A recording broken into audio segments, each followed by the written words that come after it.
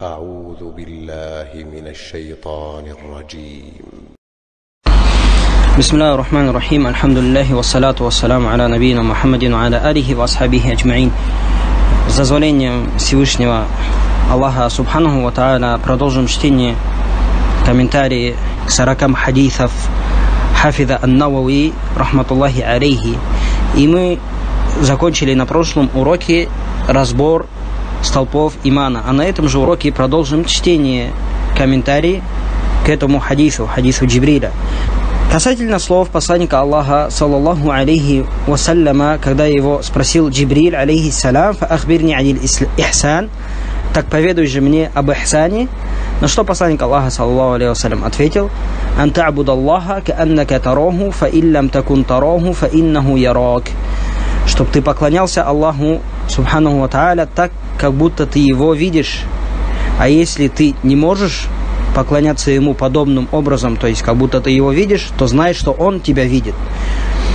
Говорит шейх Абдуль-Мухсин аль-Аббад, хафизахуллаху тааля, аль-ихсану а'ля ад-дараджат. Ихсан — это самая высокая степень в исламе. Вадунаху дараджат аль-иман. И ниже ихсана у нас степень имана. И ниже имана у нас степень исляма. Так каждый му'мин является муслимом. То есть каждый му'мин, обладающий иманом, является муслимом, обладающий исламом. А каждый мухсин является му'мином и муслимом, говорит. Но не каждый муслим является му'мином и мухсином, говорит. И поэтому пришло в суре Худжурат то, что Аллах табарака ва тааля сказал: «Халатил а'рабу аманна», сказали арабы, то есть которые только приняли ислам, мы уверовали, мы вошли в иман. «Куль лям ту'мину», скажи им, о Мухаммад, поистине вы не вошли в иман. «Валякин кулу аслямна», однако вы скажите, мы приняли ислам и вошли в ислам. «Валямма ядхулил иману фи кулубикум», и иман еще не поселился в ваших сердцах. И также в этом хадисе пришло разъяснение высокой степени ихсана, когда посланник Аллаха, саллаллаху алейхи вассалям, сказал: ихсан — это чтобы ты поклонялся Аллаху, субханаху ва тааля, так, как будто ты его видишь, то есть как будто ты стоишь прямо перед ним.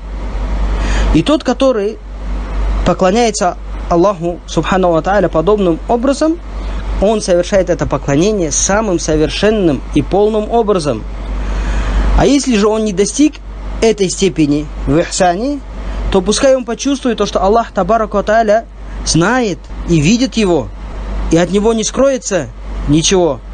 Таким образом он будет опасаться совершать запрещенные вещи, зная, что Аллах табарака ва тааля видит его, и будет совершать те вещи, которые Аллах субхану ва тааля ему приказал, зная, что Аллах табарака ва тааля видит его. Дальше продолжение хадиса. Джибриль алейхиссалям сказал: «Фаахбирни ани саа», о Мухаммад, поведай мне о часе, то есть о судном дне. Тогда посланник Аллаха, саллаллаху алейхи вассалям, ответил: «Маль мас'улу анха би'а'ляма минас са'иль». Спрошенный не более осведомлен о судном дне, нежели спрашивающий, говорит.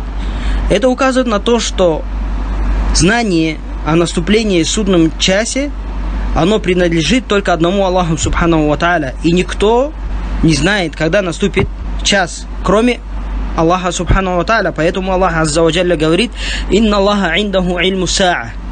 У Аллаха знание о судном часе. «Ва юназзилюл гайф», и он знает, где будет ниспослан дождь. «Ва я'ляму ма фил архам», и знает то, что в утробиях. «Ва ма тадри нафсун маза таксибу гада», и ни одна душа не знает, что она будет совершать завтра, на следующий день. «Ва ма тадри нафсун би айи ардин тамут», и не знает ни одна душа, на какой земле она умрет. «Инна Аллаха алимун хабир», воистину Аллах является знающим и осведомленным. Также Аллах субхану ва тааля сказал: «Ва индаху мафатихул гайби ла я'лямуха иллаху». У Аллаха есть ключи сокровенного знания, которые не знает никто помимо него. И из этого сокровенного знания, знание о наступлении судного часа, как это пришло в Сахих Бухари, в хадисе Абдулла ибн Умара, где посланник Аллаха, саллаллаху алейхи вассалям, сказал: «Мафатихуль гайби хамса». Есть 5 ключей сокровенного знания. Затем он прочитал предыдущий аят. И также Аллах субхану ва тааля сказал: «Ва яс'алунака ани саати айяна мурсаха». Они спрашивают тебя, о Мухаммад, о часе, то есть о судном дне, когда он наступит. «Куль иннама ильмуха инда робби». Скажи, поистине знание о наступлении судного дня принадлежит только моему Господу. «Ля юджаллиха ли вахтиха илляху». Никто, кроме него, не способен открыть время его наступления. «Сакулят фис самавати валь ард». Знание о часе тяжело для небес и земли. «Ля татикум илля бахтатан». И час не придет к вам только как внезапно. «Яс'алунака кааннака хафиюн анха».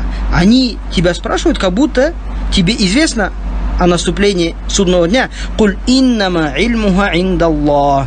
Скажи, знание о судном часе принадлежит только Аллаху. «Валакинна аксаран наси ла я'лямун». Однако большинство людей не знают, говорит. И также пришло в сунне то, что час, судный день наступит йомуль джум'а, в пятницу. А касательно в каком году, в каком месяце, то об этом ничего не пришло в сунне. И поэтому никто не знает, когда наступит судный час, кроме Аллаха субхану ва тааля. И пришло в хадисе сунан Аби Дауд от Абу Хурайры, что посланник Аллаха саллаллаху алейхи вассалям сказал: «Хойру йомин толят фихи щамсу йомуль джум'а». Говорит, самый лучший день, в котором зашло солнце, это йомуль джум'а, это пятница. Фихи хулика Адам. В пятницу был сотворен Адам, наш отец. Вафихи ухбита. И в пятницу его спустили на землю. Вафихи тиба алейхи. И в пятницу его покаяние было принято. Вафихи мата. И в пятницу Адам алейхиссалату вассалям умер. Вафихи такуму саа. И в пятницу наступит судный час. وما من دابة إلا وهي مسيخة يوم الجمعة من حين تصبح حتى تطلع الشمس, говорит. И каждое животное в пятницу с утра и пока не зайдет солнце, прислушивается, наступит ли час или нет, опасаясь его. «Илля джинну валь инс», кроме джиннов и людей. То есть люди не ожидают этого. И этот хадис является достоверным, как это говорит шейх Абдуль-Мухсин Аль-Аббад, баракаллаху фикум. А касательно слов посланника Аллаха саллаллаху алейхи вассаляма: «Маль мас'улу анха би'аляма мин ас-саиль». Тот, кого спрашивают, не обладает большим знанием о часе, нежели спрашивающий. То есть смысл этих слов то, что все творения не знают, когда наступит судный час. Каждый спрашивающий и каждый отвечающий человек равны в своем незнании о наступлении судного дня. Касательно слов посланника Аллаха саллаллаху алейхи вассаляма, когда его спросил Джибриль: «Фаахбирни ан амаротиха», так поведай же мне о знамениях судного часа. Тогда посланник Аллаха саллаллаху алейхи вассаляма сказал: «Анталидаль амату роббатаха», когда рабыня родит свою госпожу, у антароль хуфаталь уроталь алата риа ашати ятатавалуна фил буньян. И когда ты увидишь, как бедные, босые, нагие пастухи начнут соревноваться в построении больших зданий, говорит. Признаки судного дня делятся на два вида. Есть такие признаки, которые придут прямо перед судным днем. Их еще и называют аляматуль кубро, то есть большие признаки судного дня. Например, когда выйдет солнце из востока, и выход Даджаля, выход народа Яджудж-Маджудж, приход Исы ибн Марьям, алейхиссалату вассалям, и его спуск с неба, и другие большие знамения судного часа. А касательно малых знамений судного часа, то они будут до этих больших. И из этих маленьких признаков судного часа то, что было сказано в этом хадисе. То есть в этом хадисе пришло два признака, малых признака судного дня. Смысл слов посланника Аллаха саллаллаху алейхи вассаляма: когда рабыня родит свою госпожу, его ученые растолковали и интерпретировали двумя смыслами. Первый смысл то, что мусульмане начнут завоевывать много мест. И тогда по причине этого у мусульман будет много пленниц. И господины этих пленниц будут совокупляться с ними, а они же будут рожать детей. И эти дети будут господинами для своих матерей. Почему? Потому что их матерями являются пленницами. Они будут уже господинами. Это первый смысл. Второй смысл, которым растолковали эти слова посланника Аллаха саллаллаху алейхи вассаляма, то, что все поменяется, то есть все начнется меняться. и многие дети начнут ослушаться своих родителей и станут непокорными им, и даже начнут повелевать им и управлять ими, как будто они превратились в господинов своих родителей. А касательно слов посланника Аллаха, саллаллаху алейхи вассаляма, и ты увидишь босых, обнаженных, бедных пастухов, начнут соревноваться, то что они начнут соревноваться в постройке больших домов. То есть положение бедняков, которые занимались паствой и у которых не было больше средств пропитания, кроме этого, их положение поменяется. Их положение поменяется, и они начнут строить города и начнут соревноваться между собой в построении высоких домов.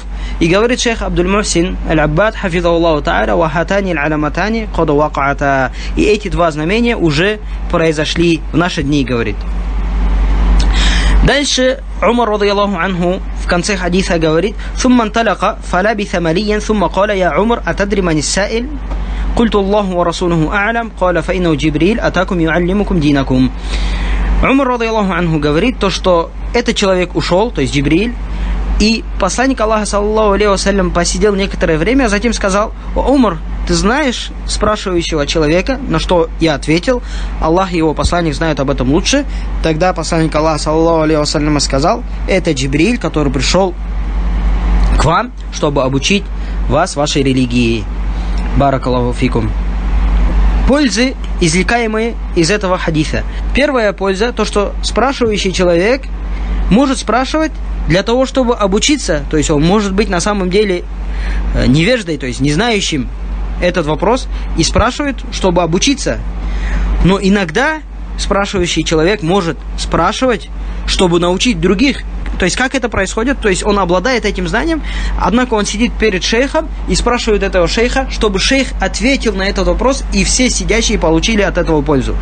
Вторая польза, то что ангелы могут превращаться в людей. И третья польза, в этом хадисе есть разъяснение некоторых этикетов, требующего знания по отношению к своему учителю. Четвертая польза, то что ислам и иман, если придут в одном контексте, то ислам мы будем толковать явными делами, а иман мы будем толковать скрытыми делами, делами сердец. Хотя, когда ислам приходит в отдельном контексте, то он охватывает в себе иман, и также иман охватывает в себе ислам.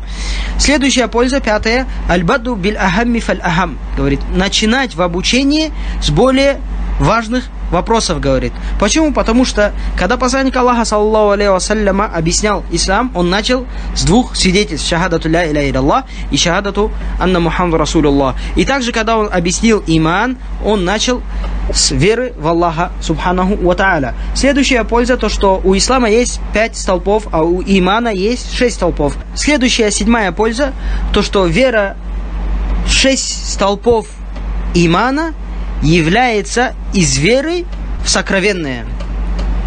Также в этом хадисе есть разъяснение различия степеней между исламом, иманом и ихсаном. И также в этом хадисе есть указание на то, что степень ихсана является высокой. Следующая польза, то что знание о наступлении в судном часе принадлежит только Аллаху субхану ва та'аля, и никто кроме него об этом не знает. И также в этом хадисе есть некоторые признаки судного дня, они же малые признаки. И также в этом хадисе есть указание на то, что человек, у которого спрашивают вопрос, на который он не знает ответа, он должен говорить: Аллаху а'лям, Аллах знает об этом лучше. И на этом мы закончили чтение второго хадиса. Валлаху а'лям.